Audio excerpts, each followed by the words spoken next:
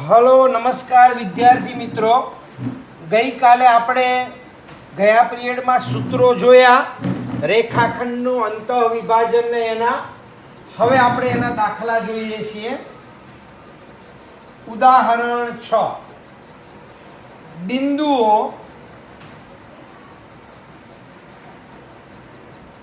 4 - 3 અને 8 5 ને જોડતા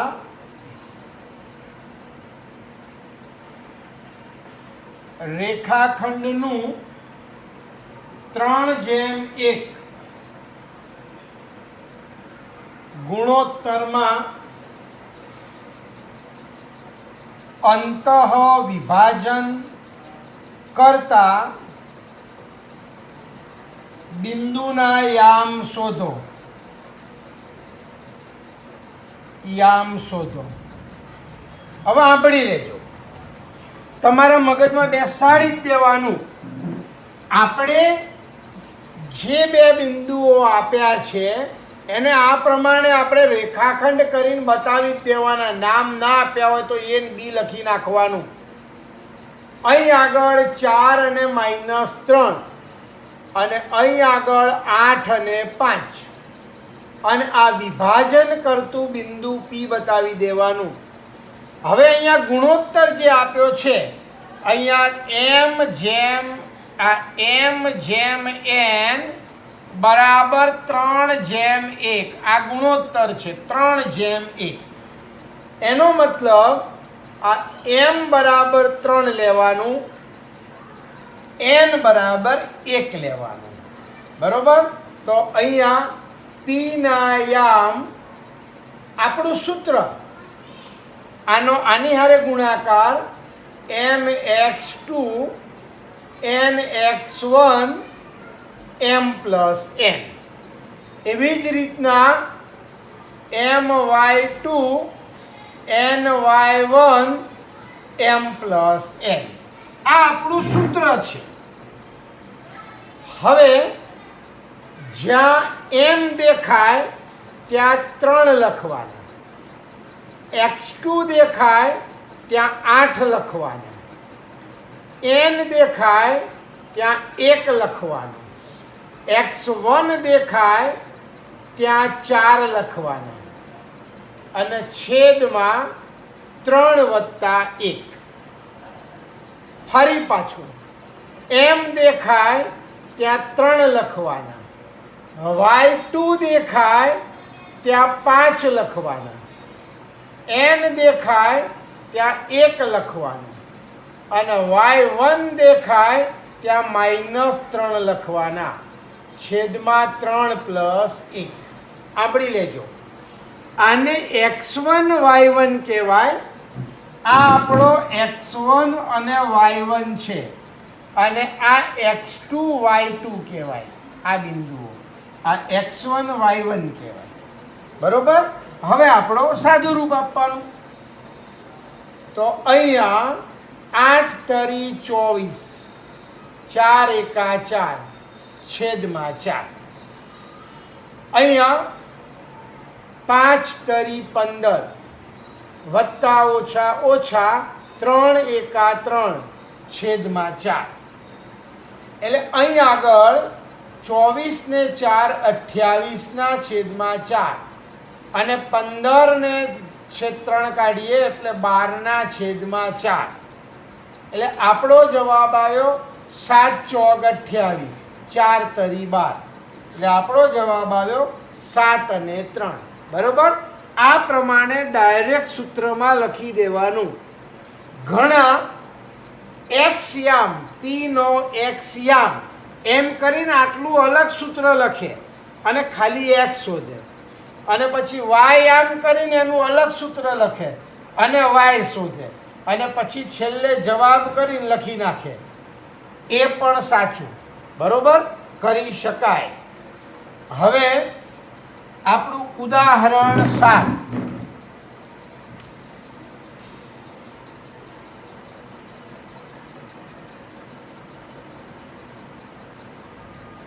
ઉદાહરણ 7 એમાં આપણને આપી દીધું છે કે ધારો કે એટલે બિંદુ -4 6 એ બિંદુઓ એ -6 10 અને બી 3 -8 ને જોડતા રેખાખંડનું યાદ રાખજો કયા ગુણોત્તરમાં વિભાજન કરે. અહીંયા આપણે ગુણોત્તર શોધવાનો છે, સમજી લેજો. આપણું સૂત્ર તો એ જ, પહેલા આ એ બી રેખાખંડ કરી દેવાનો, એની જગ્યાએ -6 અને 10, બીની જગ્યાએ 3 અને -8, અને આ વિભાજન કરતું બિંદુ પી એના યામ આપણને આપી દીધા છે -4 અને 6. તો આપણે ગુણોત્તર શોધવાનો છે, એટલે એમ અને એન. આ એમ અને એન ગુણોત્તર શોધવાનો છે. એમ જેમ એન બરાબર શોધવાનું છે. કયા ગુણોત્તરમાં? તો સમજમાં ધ્યાન રાખજો. જ્યારે આપણે વિભાજન કરતા બિંદુના બંને યામ આપેલા હોય ત્યારે તમે કોઈ પણ યામને લઈ શકો ગુણોત્તર શોધવા માટે. બરોબર? આ એક્સ યામ પણ લઈ શકો અને વાય યામ પણ લઈ શકો. તો યાદ રાખજો, પી નો એક્સ યામ આપણું સૂત્ર mx2 nx1 m plus n. આ આપણું સૂત્ર. હવે એક્સ યામની જગ્યાએ આપણે -4 લખવાના.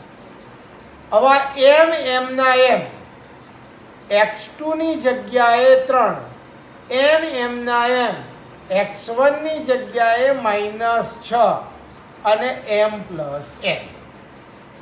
આ m પ્લસ n ભાગાકારમાં છે, સામે જાય એટલે ગુણાકારમાં. એટલે અહીંયા m પ્લસ n બરાબર 3m -6m. એટલે હવે અહીંયા થયું -4m -4n બરાબર 3m -6n. ધ્યાન રાખજો. હવે m આપણે એક બાજુ, એટલે આ -4m હતા, આ +3m આ બાજુ આવે એટલે -3m.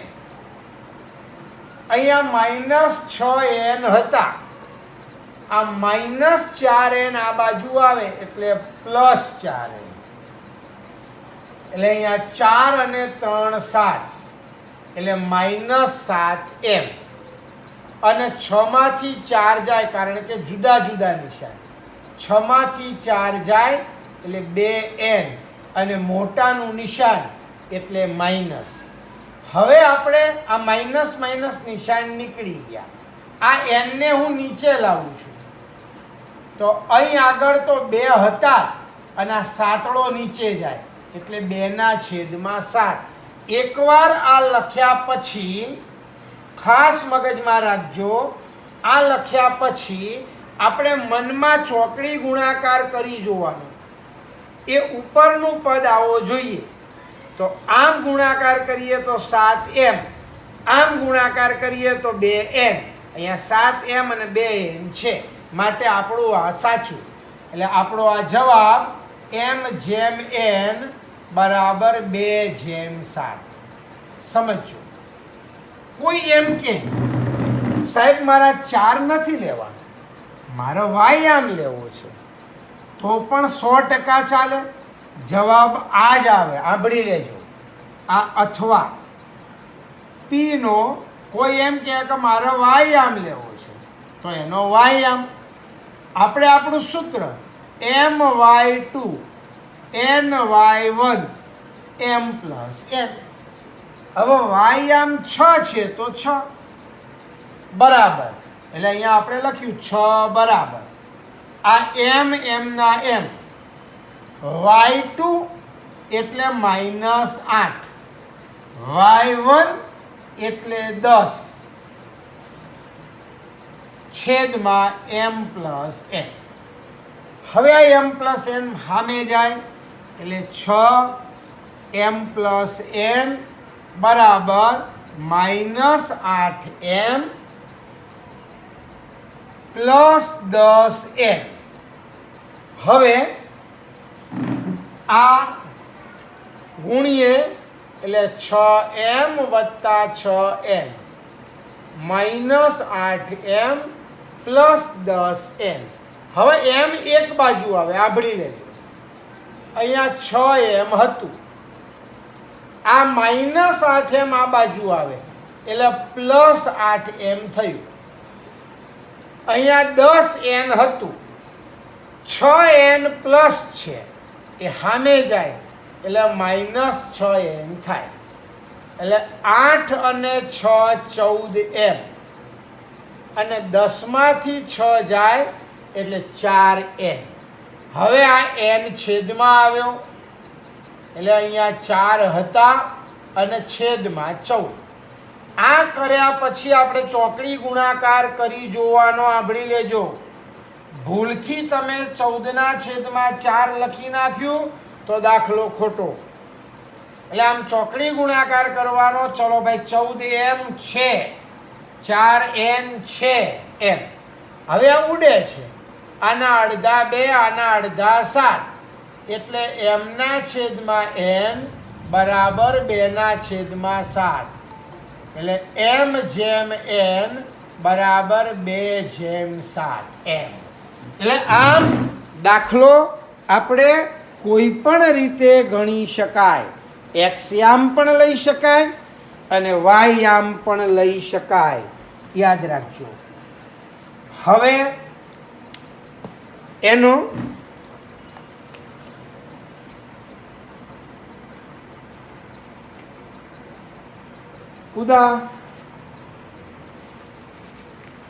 ઉદાહરણ 8. ઉદાહરણ 8.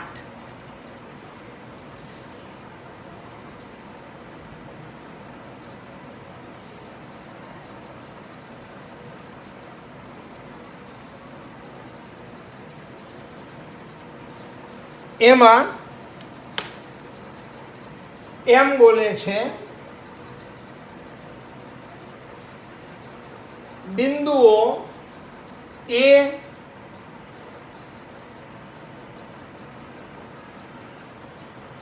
-2 અને B -7 4 ને જોડતા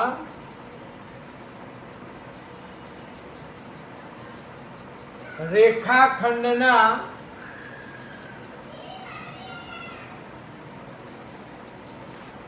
ત્રિભાગ બિંદુઓના યામ શોધો.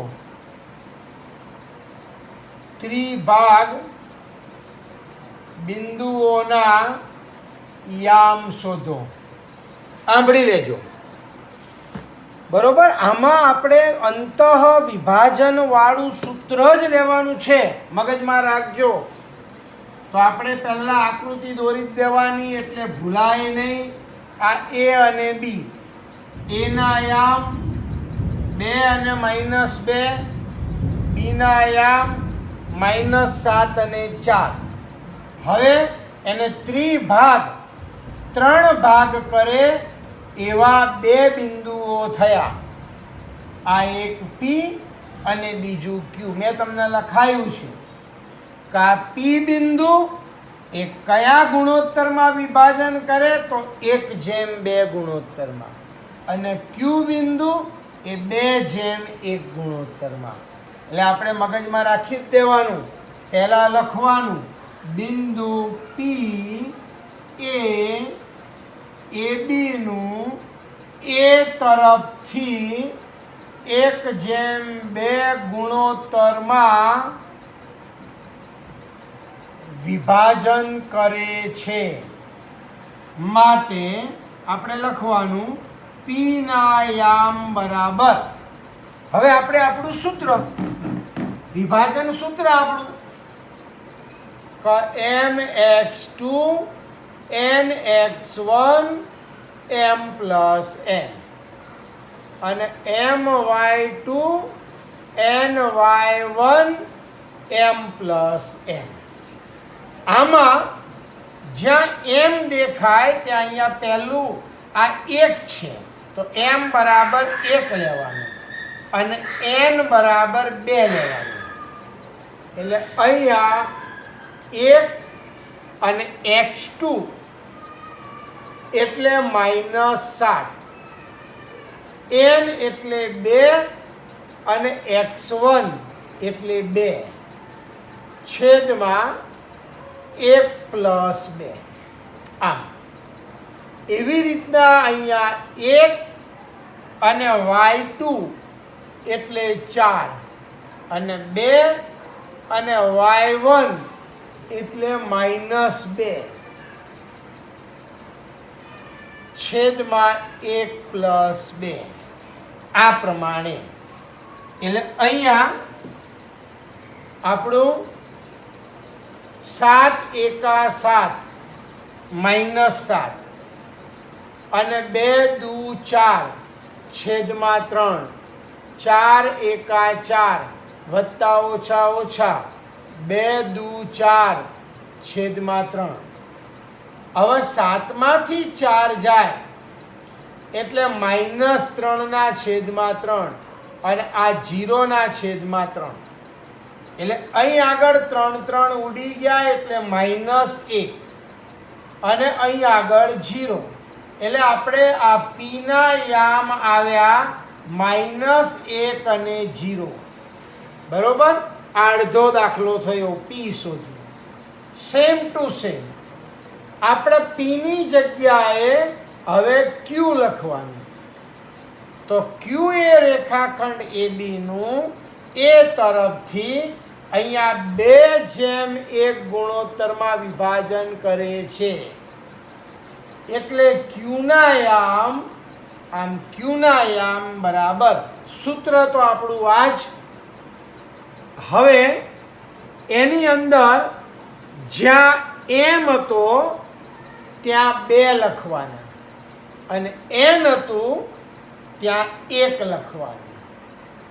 એટલે અહીંયા 2 x2 એટલે -7 અને 1 x1 એટલે 2 એટલે છેદમાં 2 વત્તા 1. એવી રીતના 2 y2 એટલે 4 અને 1 y1 એટલે -2 છેદમાં 2 પ્લસ 1. આમ એટલે હવે અહીંયા થયું 7 દુ 14 -14, 2 એકા 2 પ્લસ 2 છેદમાં 3. અહીંયા થયું 4 દુ 8 વત્તા ઓછા ઓછા 2 એકા 2 છેદમાં 3. એટલે અહીંયા -14 માંથી 2 જાય, જુદા જુદા નિશાન એટલે બાદ બાકી જ. એટલે -12 ના છેદમાં 3 અને 8 માંથી 2 જાય 6 ના છેદમાં 3.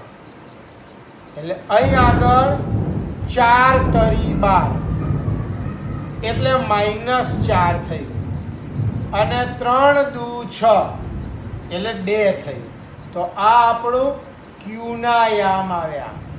યાદ રાખજો, તમને પીના યામ મળી ગયા હોય એના ઉપરથી ક્યુના યામ શોધવાના હોય તો આ ક્યુ એ પીબીનું મધ્ય બિંદુ પણ થાય. આપણી લેજો. એટલે મધ્ય બિંદુની રીતે પણ ગણાય આ દાખલો. બરોબર. પણ તમારે જો મધ્ય બિંદુ ના લેવું હોય તો આપણું આ એક જ વસ્તુ યાદ રાખવાનું, પી આવે ત્યારે 1:2 ગુણોત્તર અને ક્યુ આવે ત્યારે 2:1 ગુણોત્તર. ઓકે. ચલો હવે ઉદાહરણ 9.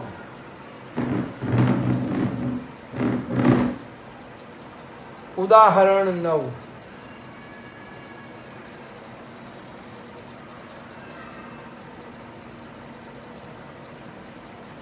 એમાં વાય અક્ષ આ પ્રમાણે છે. વાય અક્ષ એ બિંદુઓ 5 - 6 અને -1 -4 ને જોડતા રેખાખંડનું કયા ગુણોત્તરમાં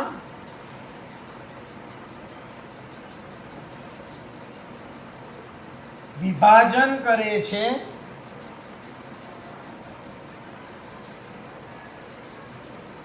તે શોધો અને આ છેદ બિંદુ પણ મેળવો અને આ છેદ બિંદુ પણ મેળવો. તો અહીંયા યાદ રાખજો, વાય અક્ષ એ આ બે બિંદુઓને આપણે આ બે બિંદુઓ લઈએ છીએ. અહીંયા આ એ અને આ બી, આ એ બિંદુના યામ છે 5 અને -6 અને બી બિંદુના યામ છે -1 અને -4. હવે આનું વિભાજન વાય અક્ષ કરે છે. આ આપણો વાય અક્ષ છે. તો વાય અક્ષ પરનું બિંદુ આવે એટલે આ વિભાજન કરતું બિંદુ પી લઈએ આપણે. એ વાય અક્ષ પરનું બિંદુ છે એટલે એના યામ 0y થાય. આ વિભાજન કરતા બિંદુના યામ 0y થયા. તો આપણે આ એમ અને એન પણ શોધવું છે અને વાય પણ શોધવું છે. યાદ રાખજો. તો આપણે અહીંયા ધારો કે વિભાજન બિંદુ અથવા છેદ બિંદુ ના યામ, છેદ બિંદુના યામ 0y છે. આ છેદ બિંદુના યામ થયું 0y. હવે આપણે ગુણોત્તર શોધવો હોય, મગજમાં રાખજો, ત્યારે આ પી બિંદુના જે યામનું મૂલ્ય આપ્યું હોય એ લેવાનું. જો બંને આપ્યું હોય તો તમે ગમે તે લઈ શકો, પણ જો એક આપ્યું હોય તો ફરજિયાત એ લેવું પડે. અહીંયા એક જ આપ્યું છે, આ 0, અને 0 એટલે અહીંયા x યામ છે. તો આપણે લખવાનું પી નો x યામ બરાબર, આપણે આપણું સૂત્ર mx2 nx1 m + n. હવે પી નો x યામ એટલે આપણે 0 લખી દેવાનું. m ના m, x2 એટલે -1, n ના m, x1 એટલે 5 છેદમાં m + n. આ m + n સામે જાય એટલે 0 હારે તમે કોઈ પણ સંખ્યાને ગુણો એટલે જવાબ 0. એટલે અહીંયા -m + 5n એટલે આ 0 થઈ ગયું. -m + 5n. હવે -m આ બાજુ આવે એટલે +m બરાબર 5n. હવે n છેદમાં લઈ લઈએ એટલે m ના છેદમાં n. અહીંયા 5 હતા જ, અહીંયા કાંઈ નથી નીચે, અહીંયા હાથે ગુણાયેલું કાંઈ નથી, તો 1 કહેવાય. એટલે સામે જાય એટલે 1. આપણે ચોકડી ગુણાકાર કરી જોવાનું. અહીંયા 1m અને 5n થાય છે, તો હા થાય છે એટલે આપણે સાચા. એટલે આપણો ગુણોત્તર થયો 5:1. આ ગુણોત્તર થયો. હવે એમ કહે છે કે વિભાજન કરતા છેદ બિંદુના યામ શોધો. એટલે આપણા 0 તો છે, આપણે વાયામ શોધવાનો છે, એટલે પી નો વાયામ બરાબર આપણે આપણું સૂત્ર My2 પ્લસ ny1 છેદમાં m પ્લસ n. હવે આમાં આ વાયામની જગ્યાએ y, જ્યાં m દેખાય ત્યાં m ની જગ્યાએ આ પહેલું મૂલ્ય 5 અને n ની જગ્યાએ 1, એટલે અહીંયા m ની જગ્યાએ 5 અને y2 એટલે -4, n ની જગ્યાએ 1 અને y1 એટલે -6 છેદમાં 5 વત્તા 1, એટલે અહીંયા થયું 5 ચોક 20 -20. અહીંયા 6 એકા 6 -6 છેદમાં 6, એટલે અહીંયા થયું -26/6. આના અડધા 13, આના અડધા 3, એટલે -13/3. આ y બરાબર આવ્યું. એટલે આપણે લખી નાખવાનું એના ઉપરથી. હવે આન્સર કરીને, આન્સર છેદ બિંદુના યામ x ની જગ્યાએ તો 0 અને y ની જગ્યાએ -13/3. આ જવાબ. એટલે આ પ્રમાણે આપણે જો વિભાજન કરતા બિંદુના યામ શોધવાના હોય તો ખાસ યાદ રાખજો, બરોબર? આ પ્રમાણે જે આપેલું હોય એ શોધવાનું. હવે ઉદાહરણ 10.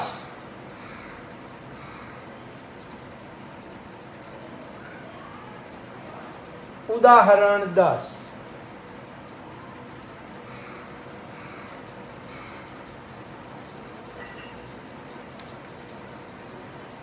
એમાં એમ બોલે છે, જો બિંદુઓ આ સમાંતર બાજુ ચતુષ્કોણના બિંદુઓ છે, જો બિંદુઓ એ 6 1 B 8 2 C 9 4 અને ડી, અહીંયા એને ડી આપી દીધું છે. કોઈક દાખલામાં ડી ન આપ્યું હોય અને એમ કે એનું ચોથું શિરોબિંદુ શોધો, તો પણ આપણે શોધવાનું. અહીંયા આપી દીધું છે પી અને 3. એ આ જ ક્રમમાં સમાંતર બાજુ ચતુષ્કોણના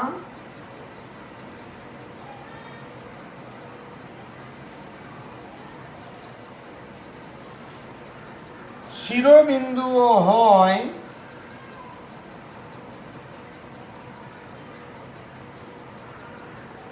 તો પી શોધો. સાંભળી લેજો, અહીંયા ખાલી પી કીધું છે. કોઈક દાખલામાં અહીંયા તમને ડી આપ્યું જ ના હોય તો તમારે એક્સ અને વાય એમ લઈ લેવાનું. ઓકે, અહીંયા તો આપણને આપી દીધું છે. તો પહેલાં આ સમાંતર બાજુ ચતુષ્કોણ દોરી દેવાનું, એટલે આપણે ભૂલાય નહીં. આ એ બી સી અને ડી, એની જગ્યાએ 6 1, બીની જગ્યાએ 8 અને 2, સીની જગ્યાએ 9 અને 4 અને ડીની જગ્યાએ પી અને 3. તો હવે આપણે આ પ્રમાણે લેવાનું. આ એના વિકર્ણો લેવાના. એક વિકર્ણ એસી અને બીજો વિકર્ણ બીડી.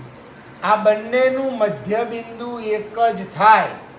અહીંયા યાદ રાખવાનું કે સમાંતર બાજુ ચતુષ્કોણના વિકર્ણો પરસ્પર દુભાગે છે, માટે બીડીનું મધ્યબિંદુ બરાબર એસીનું મધ્યબિંદુ, ગમે તે લખી શકાય પહેલાં. એસીનું મધ્યબિંદુ બરાબર બીડીનું મધ્યબિંદુ, આ મધ્યબિંદુ. ઓકે, હવે આપણે એસીનું મધ્યબિંદુ શોધવાનું છે, યાદ રાખજો. તો એસીનું મધ્યબિંદુ શોધવા માટે આપણે આ x1 વત્તા x2 એટલે આ બંનેનો સરવાળો 6 વત્તા 9 છેદમાં 2 અને એવી રીતના y1 વત્તા y2 એટલે 1 વત્તા 4 છેદમાં 2. એ પ્રમાણે આનું મધ્યબિંદુ બીડીનું મધ્યબિંદુ શોધવા માટે 8 વત્તા p છેદમાં 2 અને 2 વત્તા 3 છેદમાં 2. હવે આપણે અહીંયા 9 અને 6 15 એટલે 15ના છેદમાં 2 અને આ 5ના છેદમાં 2 બરાબર 8 વત્તા પીના છેદમાં 2 અને આ 5ના છેદમાં 2. આ 5ના છેદમાં 2 5ના છેદમાં 2 સરખું આવ્યું એટલે આપણે જોવાનું નહીં. આ પહેલું સરખાવવાનું. પહેલું સરખાવીએ એટલે 15ના છેદમાં 2 એટલે 8 વત્તા પીના છેદમાં 2. આ 2 ઉડી ગયા બે બાજુ એટલે 8 વત્તા પી બરાબર 15. હવે 8 સામે જાય એટલે પી બરાબર 15 માઇનસ 8 અને 15માંથી 8 જાય એટલે 7 એટલે પી બરાબર 7. બરોબર. આ રીતના આપણે આના અંતઃ વિભાજન કરતા હોય તો આ પ્રમાણે દાખલા ગણવાના છે.